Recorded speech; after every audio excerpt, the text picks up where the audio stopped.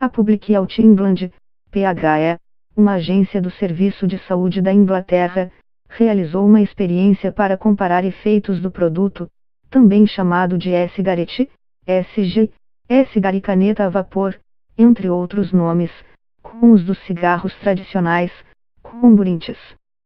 Pesquisadores utilizaram 2 recipientes cheios de chumaços de algodão. O primeiro foi exposto durante 1 mês ao fumo do tabaco e, o segundo, ao vapor dos eletrônicos. No vídeo divulgado pelo órgão britânico, o pote que recebeu o cigarro de combustão aparece totalmente impregnado e pegajoso, com uma coloração escura e carregado de alcatrão, enquanto o do eletrônico contém apenas vapor. A conclusão foi que este tipo de produto é menos prejudicial e tem potencial para exercer um importante papel na redução do impacto na saúde pública associado ao consumo de cigarros. Mas será que isso é mesmo verdade? Segundo a Agência Nacional de Vigilância Sanitária, Visa, ainda não existem pesquisas conclusivas que comprovem esta função e nem a segurança na utilização dos cigarros eletrônicos. Por outro lado, diversos estudos realizados mundo afora mostram que ele causa danos à saúde, em especial ao coração e ao pulmão, mas também à bexiga e ao estômago mesmo se usado por pouco tempo, 2 ou 3 meses. Baseado nestes elementos, o governo brasileiro, em 2009, publicou a Resolução RDC 46/2009, proibindo a comercialização, a importação e a propaganda de qualquer dispositivo eletrônico para fumar, DEF, no território nacional. Ainda assim, não é difícil encontrá-lo em lojas virtuais e de produtos importados. Em abril do ano passado, foi realizado, em Brasília, um painel para discutir mais a fundo o tema e possíveis alterações na regulação, mas os participantes, com exceção dos fabricantes, que buscam a liberação das vendas no país, demonstraram preocupação. O primeiro aparelho eletrônico para fumar foi desenvolvido e patenteado nos Estados Unidos, em 1963, por Herbert Gilbert, mas ele não chegou a ser comercializado em razão da falta de tecnologia disponível naquela época. 40 anos depois, o chinês Hong Li, fundador e diretor executivo da Dragonite International, criou um novo modelo e, em 2013, o vendeu para o Imperial Tobacco Group. Caracterizado como um dispositivo eletrônico para fumar, DEF, é um aparelho alimentado por bateria de lítio recarregável. No geral, ele conta com uma ponteira, que funciona como piteira, na parte interna, um tanque onde é inserido o líquido, quase sempre composto de propilenoglicol, glicerina vegetal, água, nicotina e, opcionalmente, aromatizantes. Os compostos e as concentrações variam de fabricante para fabricante. Diferentemente do cigarro tradicional, ele não queima tabaco, ato que produz milhares de substâncias tóxicas, como o monóxido de carbono, fator de risco para infarto, e os alcaloides do alcatrão, agentes cancerígenos. Nele, os aditivos são aquecidos, saem em forma de vapor e são aspirados pelo usuário. De acordo com Stella Regina Martins, do Programa de Tratamento ao Tabagismo do Instituto do Coração, INCOR, do Hospital das Clínicas da Faculdade de Medicina da Universidade de São Paulo, FEMUSP, e autora do livro Cigarro Eletrônico, O que Sabemos, estima-se que a temperatura de vaporização possa atingir 350 graus. Isso é alto o suficiente para induzir reações químicas e mudanças físicas nos compostos, formando outras substâncias potencialmente tóxicas, como formaldeído, acetaldeído, acroleína e acetona, informa a médica especialista em dependência química. Em teoria, esse produto contém menos ingredientes que o cigarro tradicional. Porém, para o pneumologista Luiz Fernando Pereira, coordenador da Comissão Científica de Tabagismo da Sociedade Brasileira de Pneumologia e Tisiologia, SBPT, isso não significa uma vantagem. É porque ele possui outros elementos que o comburente não tem.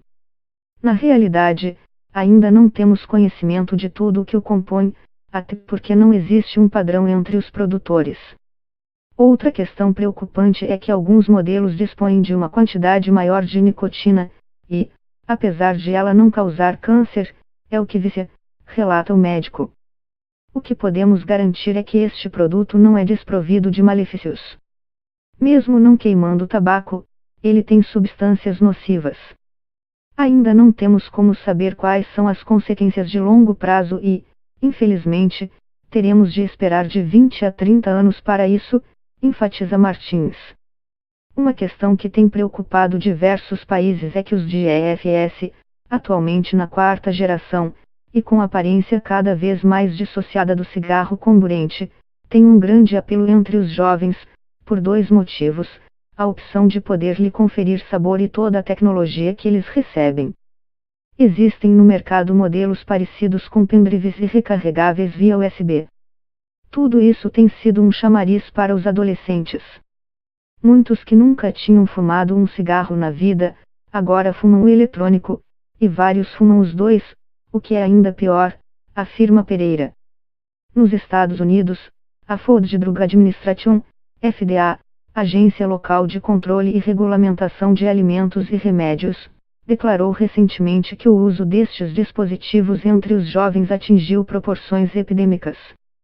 Em 2017, mais de 2 milhões de estudantes americanos em nível escolar declararam ao órgão serem usuários regulares, e um relatório elaborado pela US Surgeon General, entidade pertencente ao Serviço de Saúde Pública do país, revelou que o uso desses dispositivos, de 2011 a 2015, aumentou 900% entre alunos do ensino médio.